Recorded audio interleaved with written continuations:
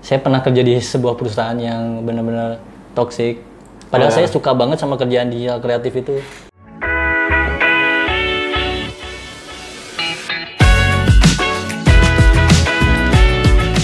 Halo guys, selamat datang di sisi bincang yang pertama, tempat di mana cerita sederhana menjadi luar biasa. Gua Indra, bakal nemenin lo hari ini untuk obrol-obrolan santai tapi berbobot tentang dunia kreatif, karir, dan peluang baru di era digital. Kali ini, kita akan berbincang dengan salah satu narasumber yang bisa jadi inspirasi lo. Ini dia, Bagas! Boleh, Mas Bagas, perkenalan dulu untuk menyapa nih viewers kita yang akan ada di sini. Oke, baik. Halo, perkenalkan nama saya Muhammad Bagas Alifi, biasa dipanggil Bagas. Pekerjaan saya saat ini menjadi guru di SMP, SMA, dan SMK, dan juga freelancer di digital kreatif. Dan di waktu-waktu tertentu saya juga sebagai tour leader di travel untuk perjalanan ke Jepang. Nah, Mas Bagas kan sekarang tuh tadi yang saya udah denger nih sebagai guru satu digital kreatif, ditambah lagi tour leader. Boleh cerita sedikit gak tentang Mas Bagas ini, kesibukannya? Kan itu ada 3 macam kesibukan ya yang harus bener-bener ngatur waktu. Gimana caranya Mas Bagas untuk ngelakuin itu semua dengan profesional? Ada nggak sih? Atau bagaimana caranya Mas Bagas ngatur waktu? Untuk ngatur waktu, sebenarnya kalau ngatur waktu itu nggak ada ya. Soalnya waktunya itu udah terjadwal. Misalkan jadwal ngajar itu udah pasti hari Rabu dan Kamis. Kayak gitu. Nah, kalau digital kreatif juga kan tergantung ada peminat. Misalkan tiba-tiba ada yang ngechat minta dibuatin desain, minta dibuatin backdrop event, kayak gitu-gitu kan. Nah, sebenarnya yang penting tuh jaga kesehatan sih. Jadi kalau misalkan ada kerjaan mendadak, oh hari itu harus dikerjain di waktunya sampai tanggal segitu gitu, tenggatnya sampai segitu, ya mau gak mau kita harus sehat sih. Yang penting sehat dulu, terus sisanya ya ngalir aja dari sisi itu. Dari sisi itu oke. Dari ketiga job itu nih, di samping pekerjaan utama nih ya, dari ketiga itu yang menurut Mas Bagas penting jadi sebagai pekerjaan pertama yang benar-benar Mas Bagas fokusin di situkah atau mencar ketiga itu? Apa harus tetap profesional? Sebenarnya kalau misalkan saya lagi ngajar ya fokus di ngajar. Tapi kalau misalkan lagi ada desain ya gimana caranya kita harus nyelesain pekerjaan sesuai dengan tenggat waktunya yang disepakati kayak gitu. Nah kayak gitu. Kalau misalkan tour leader juga pikiran kita nggak boleh ke ngajar dan juga ke kerjaan freelance digital kreatif, ya fokus di kerjaan itu dulu gitu. Kayak gitu yang penting. Jadi kalau misalkan ada kerjaan digital kreatif, biasanya saya nyelesain dulu sebelum ke kerjaan perjalanan ke Jepang misalkan. Nah itu diselesain dulu supaya nanti pas di Jepang tuh nggak ada chat, oh ini harus beresin ini, oh ini harus beresin itu, kayak gitu sih. Nah itu. Ketiga job itu bikin Mas Bagas tertantang kan buat manage waktunya kayak gimana. Jadi Mas Bagas juga kan masih sering ngerjain freelance design dan editing. Gimana caranya ngebagi waktu dan cara ngedapetin job itu tuh gimana Mas Bagas? Karena kan susah nih ya buat kita jadi 3 kerjaan. Gimana cara dapetinnya? Apakah emang ada kesempatan yang datang kah? Boleh dijelasin Mas Bagas? Sebenarnya ada prosesnya. Kalau di awal-awal kayak memperkenalkan diri kita dulu nih. Kalau dari ngajar ya kita memperkenalkan bagaimana cara kita mengajar, terus background background keahlian apa yang bisa di-sharing ke murid-murid misalnya gitu. Nah itu memperkenalkan diri ke sekolah misalkan atau ngelamar kerja lah. Ngelamar kerja. Nah ya. Kalau misalkan jadi digital kreatif, saya biasanya sering posting-posting di sosial media. Nah dari situ mungkin orang ngelihat, oh saya tuh punya skill multimedia tuh sesuai dengan yang apa saya posting kayak gitu. Karena saya sering banget kalau misalnya lagi gabut gitu, saya sering foto lagi proses bikinnya baru sampai sini gitu. Terus kemudian hasilnya gimana, terus kalau misalnya udah dipajang tuh kayak gimana. Nah itu sebenarnya bagian dari promosi juga sih, kayak sering-sering ngupload kayak gitu. Upload kan.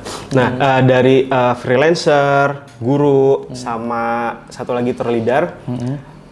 Kalau misalkan nih, di contohnya pada saat guru, kesulitan-kesulitan apa yang Mas Bagas rasain ketika ngajar? Ini kan ada 3 nih, nanti akan saya tanyain nih satu-satu nih, biar yang lain tahu. Kesulitan-kesulitan. Awal ngajar itu, pastinya saya punya kepribadian itu introvert kan. Yes. Nah itu awal-awal emang susah banget buat ngomong depan orang banyak gitu kan. Susah, itu, pasti. Nah karena udah tanda tangan kontrak, jadi saya kepaksa buat kecemplung lah, buat bisa ngejelasin, bisa nerangin materi kayak gitu. Terus ngatur anak-anak yang tadinya kayak ya udahlah introvert kan masing-masing lu gua gitu kan. Yeah. Tapi kalau misalnya udah ngajar tuh ya kita harus belajar gimana cara kita peka, misalnya ada murid yang salah nih.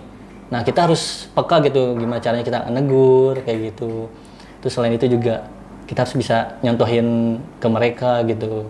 Supaya ketika kita punya peraturan yang sangat ketat, punya peraturan yang sulit diterima sama murid-murid. Jadi murid-murid tuh enggak gurunya aja gini gitu kan. Jadi ya gitu sih. Kalau kesenangan yang Mas Bagas dapetin ketika ngajar tuh apa? Karena kan ada kesenangan batin ya biasanya kalau menghibur orang atau misalnya ngajar orang. Ada kebanggaan tersendiri kan Mas Bagas pada saat ngajar? Ngajar. Kalau dulu kalau misalkan saya ngajar terus ada salah-salah kata atau tindakan tuh wah insecure banget sih. Tapi kalau sekarang nih udah bisa punya alternatif, kalau misalkan salah tuh ya murid-murid ketawa tuh karena kocak, karena lucu, itu salah satu kesenangan terkecil. Terus kemudian kalau misalkan ikutan lomba-lomba gitu, misalkan murid ikutan lomba, kalau misalkan juara itu alhamdulillah sih itu juga itu pride tersendiri ya, kesenangan sendiri. Berarti kita tuh berhasil ngajar itu murid kan. Sama nih, sekarang kan anak-anak murid itu sangat berbeda-beda latar belakangnya ya Mas Bagas. Apalagi Mas Bagas tahu sendiri sekarang tuh ada generasi Z, ABCD sampai Z nih. Dan itu pun kan dari basic ke diri dia sendiri beda nih sama angkatan kita misalkan angkatan yang lain. Ada nggak sih tips dan triknya buat Mas Bagas nge-handle generasi-generasi sekarang ini? Cara nge-handle-nya ya kita ikut ngumpul bareng mereka gitu. Mereka tuh suka apa sih? Misalnya suka FF gitu kan. Terus juga kadang ikut juga kayak mabar, sebenarnya nggak suka tapi pengen tahu aja mereka tuh lebih suka kalau gimana, kalau yang nggak suka tuh gimana gitu kan. Supaya kalau misalkan saya marah tuh nggak bikin mereka ya apa sih gak jelas gitu kan, tapi bisa di sisi lain saya bisa bikin senang mereka karena bisa berbaur. Di sisi lain juga mereka segan sama saya gitu dengan cara mencontohkan yang baik-baik gitu. Contoh, jadi kita mau ikut mabar nih. Kalau contohnya nih, kalau di FF tadi yang Mas Bagas bilang ya, kita main berempat di satu tim. Mas Bagas dikenok, otomatis murid-murid Mas Bagas dibantuin dong. Pasti kadang juga mungkin muridnya bilang, tar gue dibantuin, tar gue nilainya jelek nih, gimana ya? Kadang ada gitu nggak sih? Enggak sih, justru mereka tuh kayak lebih ngebantu sih, kayak jangan gitu kak, gini, gitu. Jadi mereka ngerti sih, nge-guide malah mereka yang ngajarin gitu. Kebalikannya kalau misalnya kalau ngajar gitu kan. Nah kalau saya juga kalau ngajar juga nggak pernah, wah kamu salah gitu kan. Tapi samalah kayak ngajar ke temen. Jadi kalau misalnya salah, mereka tuh tahu nih kalau misalnya mereka disalahin gini tuh mereka nggak suka kayak gitu. Oh berarti peran Mas Bagas tuh sebagai guru, kalau misalkan yang saya tangkap tuh jadi kita tuh harus bisa jadi teman dia, guru dia, dan panutan dia kan selama dia masih menjadi muridnya Mas Bagas. Dulu kan, jadi kita main game tuh ya sih lucu, menarik banget itu buat dicontohin. Jadi guru-guru tuh nggak selamanya kaku gitu kan. Tapi harus ada batasannya juga sih. Harus ada. Gitu, kalau nggak ada gap nanti, kalau bahasa sekarang tengil nanti Mas Bagas. Jadi harus kita ciptain gap agar murid itu tetap menjadi panutannya itu kita gitu. Itu. Nah, di luar guru nih ya, sekarang udah nih guru kita kesampingkan. Sekarang kita tanya tentang freelancer digital kreatif. Hal apa yang membuat Mas Bagas tertarik akan digital kreatif? Apakah satu cuannya yang besar sekali di dunia ini kan? Atau enggak misalkan dari emang passion kita buat foto kah atau editing kah? Kalau digital kreatif itu emang background keahlian saya dari mulai sekolah sih. Sebenarnya itu duluan, profesi saya duluan tuh sebagai digital kreatif sebelum menjadi guru.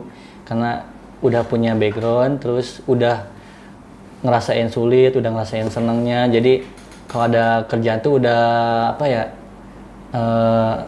di luar kepala gitu. Kayak misalnya ngedesain, tahu gitu, ini bikinnya segini gitu kan. Kayak udah di level udah ada takarannya masing-masing ya, mungkin ya. Udah tahu kesulitannya, udah tahu ini bikinnya 30 menit kayak gitu. Udah sering sih maksudnya. Jadi udah ini mah insya Allah gampang kayak gitu-gitu sih. Berarti untuk sekarang udah menghasilkan ya? Udah kebeli apa? Beli apa tuh? Ya, oke. Dari freelancer kan itu kan bisa dibilang jadi passion buat Mas Bagas dong. Karena emang basically belajar editing.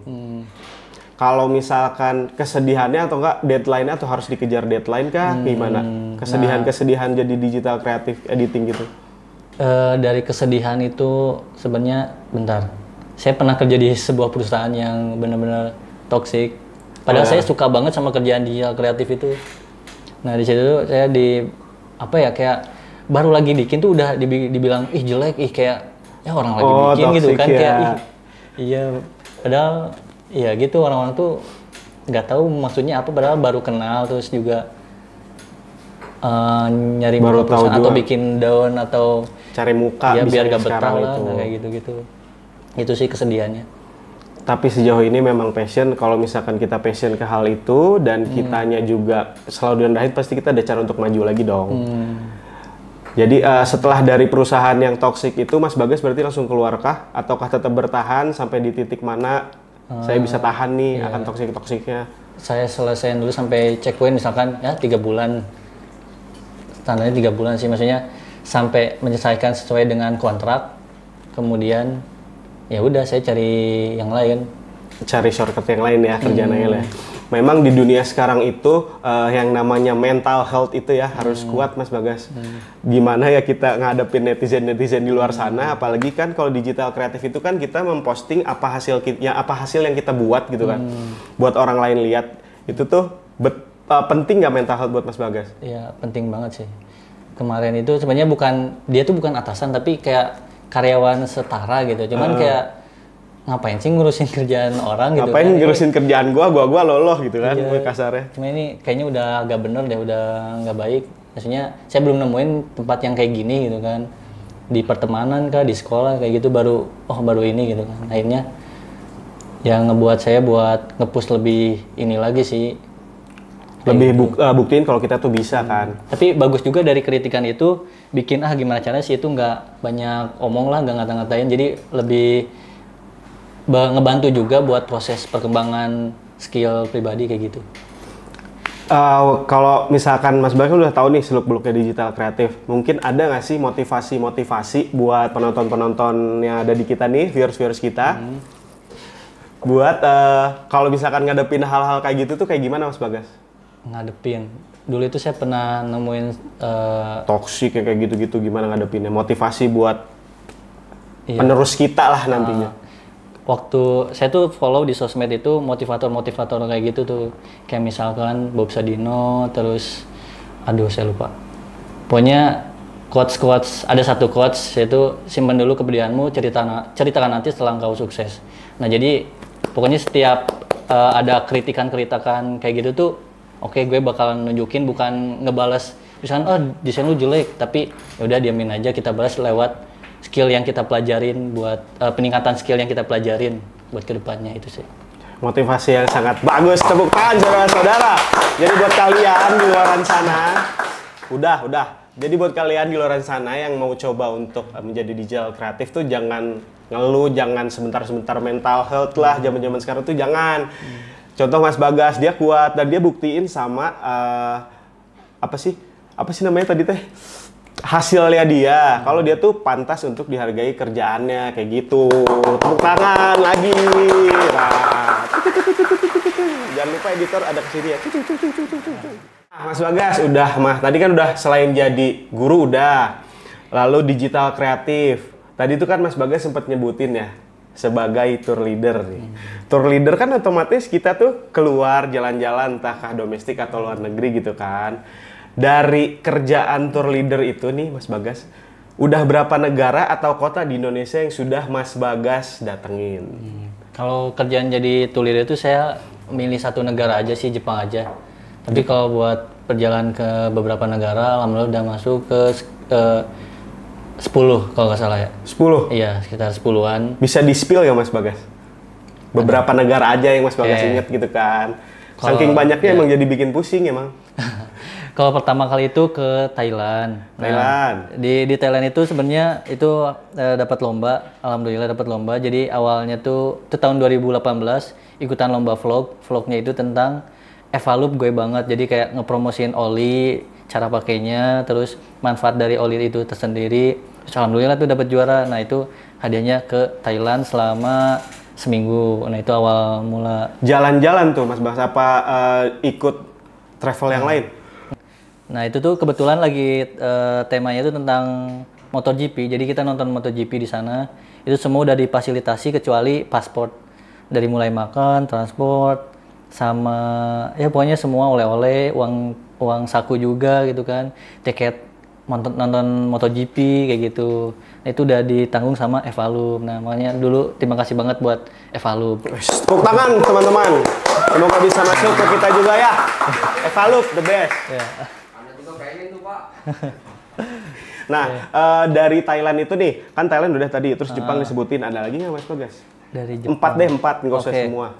Alhamdulillah udah umroh juga. Alhamdulillah. Terus, yang di Jepang, Korea. Itu udah. Jepang, Korea, Thailand. Satu lagi? Oh, Singapura, Malaysia. Singapura, Malaysia 5 berarti ya? Iya. Nih, dari kelima negara yang Mas Bagas sambangin ya, yang Mas Bagas datengin, itu kan pasti ada yang berkesan kan. Contohnya tadi di Thailand, Mas Bagas dapat lomba Evalup kan. Jadi sambil nonton MotoGP juga. MotoGP Mas Bagas juaranya apa? Bukan juara sih. Apa sih namanya? Jagoannya siapa? Suka nonton MotoGP. Kemarin tuh karena awalnya sebelum ke nonton MotoGP itu kan belum tahu tuh.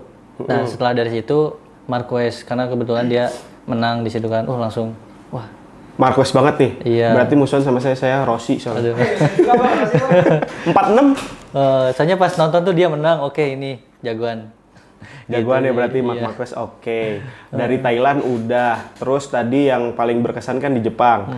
Jepang belakangan nanti ditanyanya. Okay. Kalau misalkan Singapura sama Malaysia.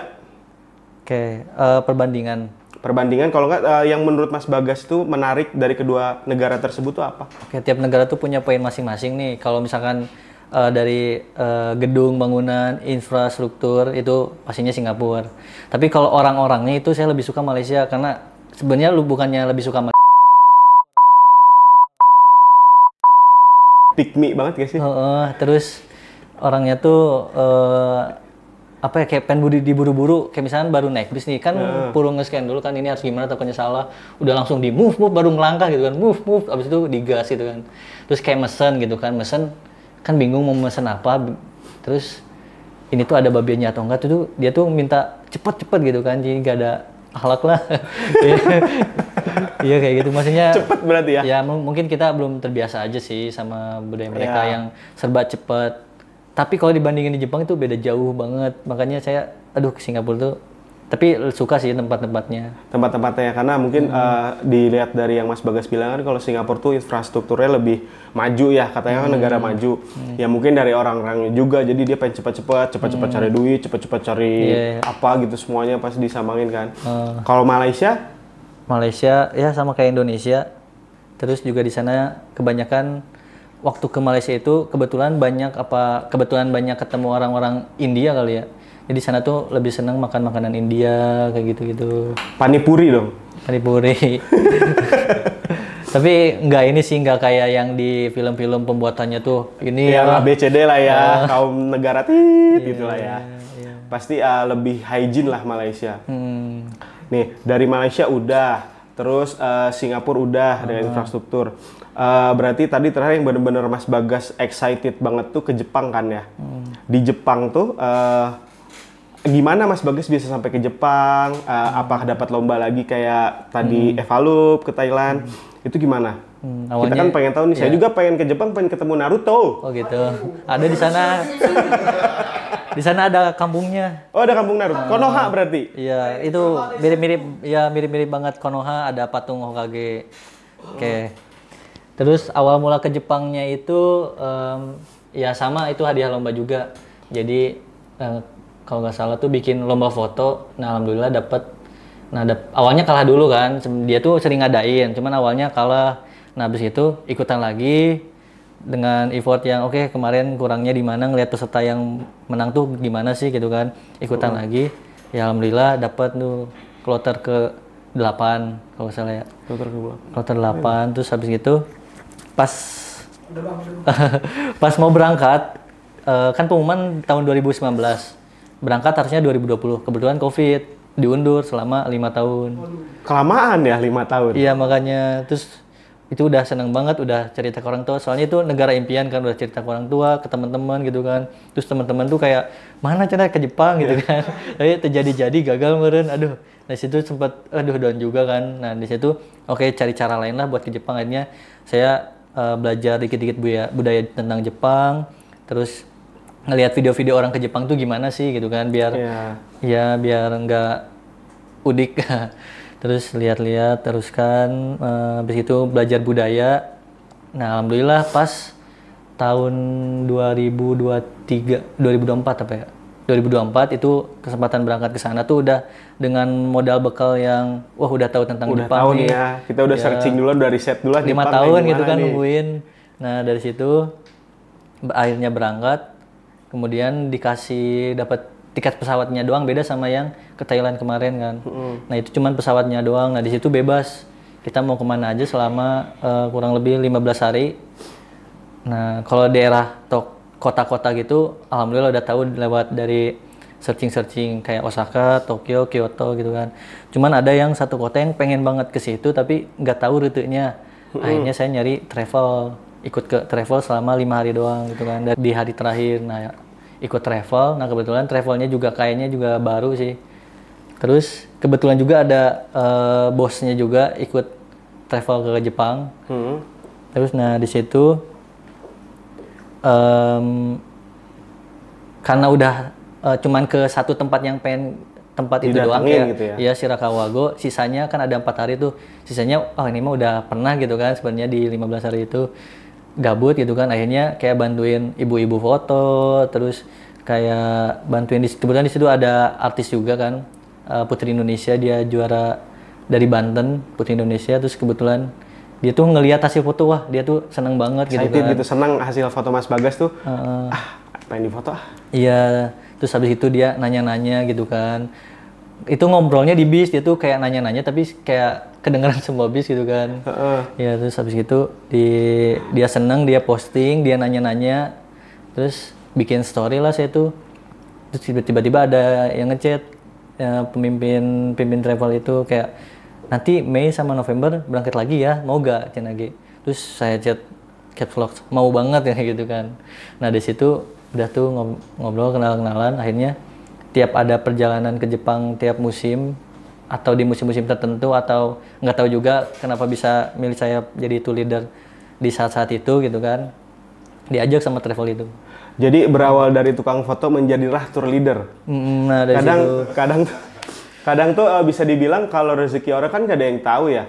Mas Bagas dimintain tolong tetapi si bosnya itu excited kan, itu bisa jadi rezeki buat Mas Bagas dong, apalagi jalan-jalan ke negeri yang Mas Bagas pengen tuh kan, negara Jepang. Itu tuh sebuah kebanggaan tersendiri ya sih buat Mas Bagas bisa ke Jepang. Iya itu di sana udah berasa mimpi. Hari pertama itu saya nggak foto-foto kayak wah ini loh yang selama bertahun-tahun ya, gitu. Anjir ini di Jepang apa di Konoha? Di Jepang gitu. Terus di sana juga kenalan juga sama yang Sasuke. kerja di Jepang. Ada yang kerja di Jepang di sana, dia tinggal di Ibaraki gitu kan. Kayak nyuruh saya buat foto, sementara saya tuh kayak ih keren banget, ini mimpi gak sih, kayak wah gitulah. Dreams will become true. Dan tepuk tangan saudara-saudara buat Mas Bagas yang udah ke Jepang gitu kan. Nah guys, jadi kalau punya skill itu, kayak misalkan foto ataupun hal apapun itu yang kalian bisa bantu di luar negeri atau di negeri kita pun, jangan malu untuk mencoba. Karena dari inspirasi yang saya dapat dari Mas Bagas, dari kita mulai mencoba untuk nge-reach atau ngobrol dengan orang lain, itu bisa jadi pintu rezeki buat kita atau sebuah kesempatan buat kita untuk lebih maju ke depannya. Jadi jangan takut buat memulai, karena hal itu bisa jadi sesuatu yang wah, contohnya Mas Bagas. Tepuk tangan lagi saudara-saudara. Nih, Sejauh Mas Bagas kan berarti udah jadi tour leader nih semenjak dari Jepang. Kesulitan-kesulitan apa sih Mas Bagas selama menjadi tour leader itu? Apakah ngatur si rombongannya kah? Ataukah dari bahasa ngobrol ke negara Jepang kan rata-rata tuh kalau Jepang tuh dia harus jarang orang yang bisa bahasa Inggris ya. Itu tuh dia sangat menghormati bahasa Jepangnya itu. Itu jadi kesulitan nggak sih buat Mas Bagas? Justru kalau orang Jepang itu ya karena sebelumnya saya ke Singapura dulu terus sebelum ke Jepang, jadi mereka tuh lebih ramah, lebih kayak misalkan saya tuh salah ngisi imigrasi kan, kayak misalkan kamu bawa alkohol no atau yes kan itu pakai bahasa Jepang kan. Kalau saya yes. Iya saya ketik yes di situ ketik yes kan, pas di imigrasi ditanyain kamu serius bawa ini, maksudnya dia pakai bahasa Jepang juga kan.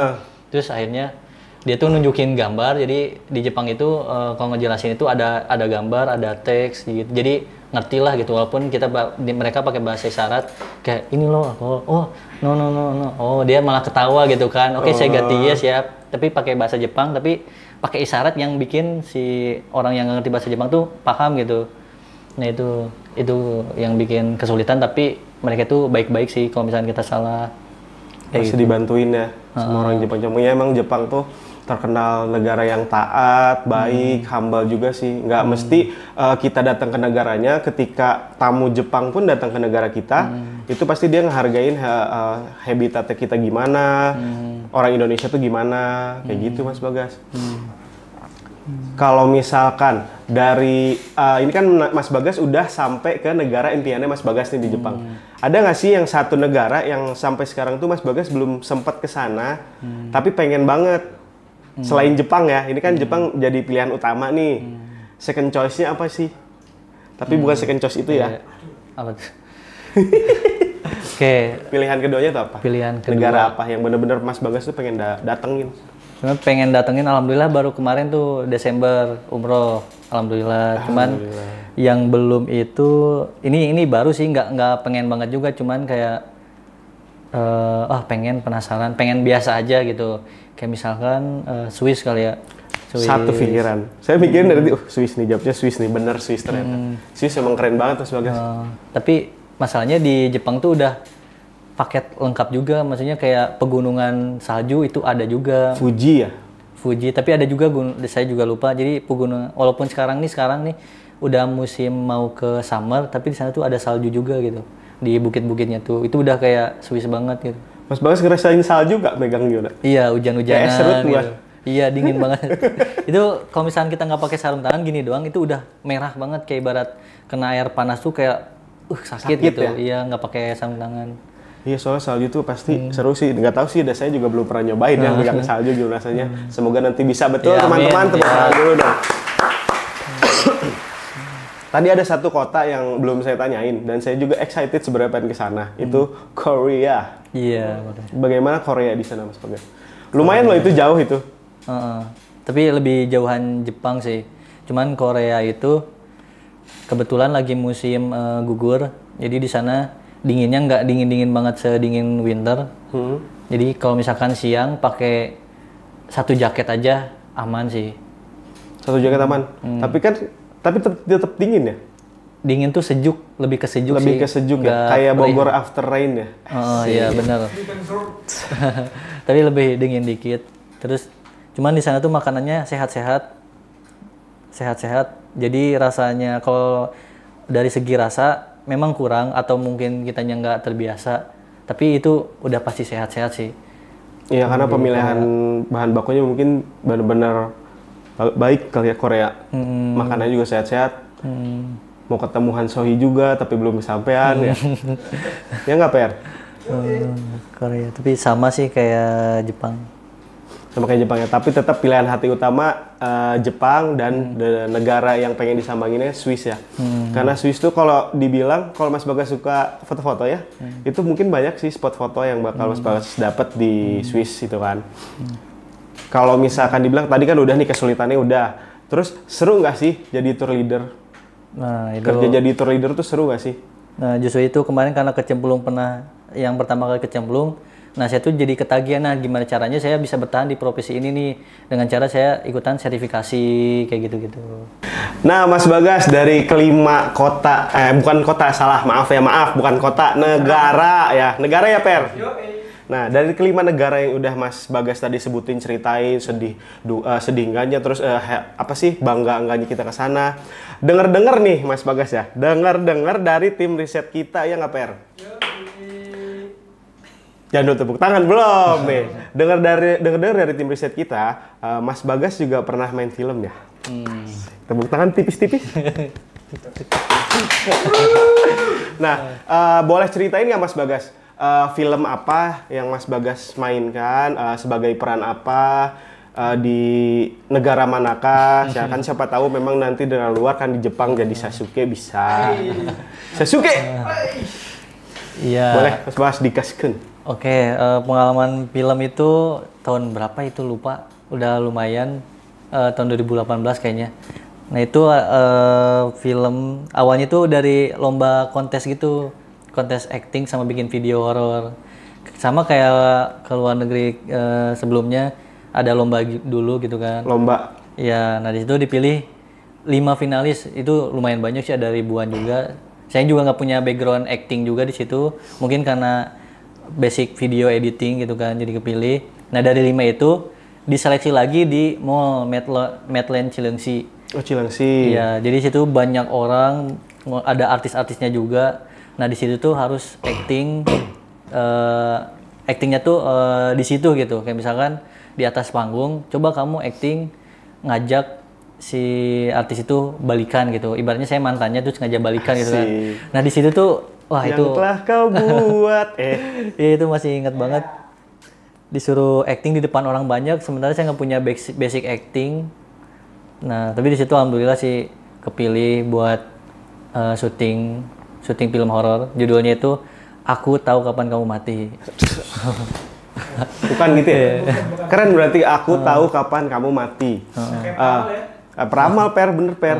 Nih selain itu kan pasti udah Mas Bagas nih kepilih, kasarnya jadi lomba dari acting atau casting mungkin ya.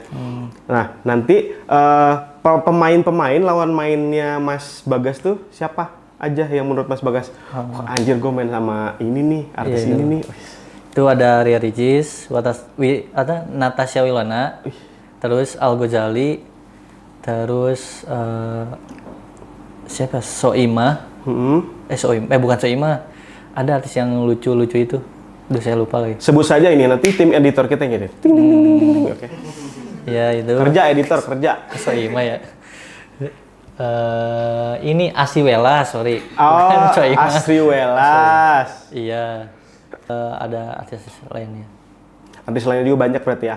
Di sana Mas Bagas berperannya sebagai apa? Itu sebagai pemimpin upacara. Nah itu scene-nya juga sebagai pas upacara, kayak nyiapin gitu, hormat gerak kayak gitu-gitu. Oh, kayak pemimpin upacara pada normalnya pada saat itu ya.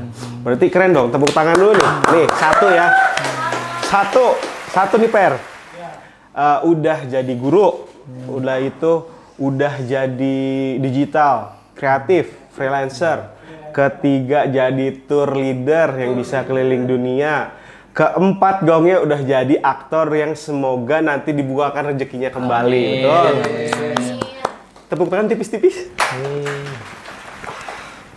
Nah, setelah dari semua yang kita rangkum nih ya Mas Bagas, ada nggak sih pesan atau tips buat viewers kita yang lagi pada nonton nih agar mereka terinovasi, ada motivasi buat lebih maju, buat para guru terutama seseorang yang tanpa tanda jasa disebutnya, buat guru-guru kita di seluruh Indonesia. Tepuk tangan lagi, ini tepuk tangan besar. Atau pekerja kantoran yang pengen kayak Mas Bagas, yang dia tuh misalkan nih ada orang kerjanya di hotel tapi passionnya nyanyi tuh kan, gimana sih cara ngejarnya kayak gitu, yang dia tuh bisa ragu aja gitu buat ngelakuin hal itu. Tips-tips tipis-tipis dari Mas Bagas ke viewers kita. Tipsnya singkat saja. Mulailah kata-kata hari ini.